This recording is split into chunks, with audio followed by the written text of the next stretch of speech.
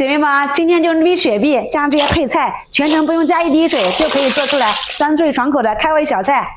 先把洗干净的泡菜给它切开，把根部给它去掉。这泡菜要用手撕，这手撕出来口感还比较好。给它切个萝卜，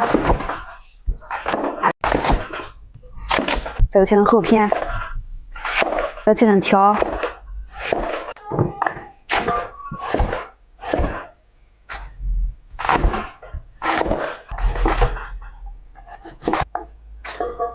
再切成黄瓜，把中间的瓤给去掉一点，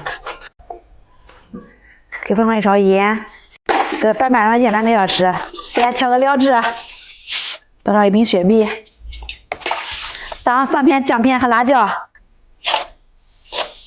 再倒上1碗泡椒，来上一勺盐，放个3、4粒冰糖。这个时候泡菜水就腌下来了，再弄水分。调好料汁倒进去，给它翻拌均匀，给它倒到瓜子里面来，把料汁水都倒进去，最后倒上点白醋，给它压紧实，给它盖上盖，腌上1个晚上，它就管吃了。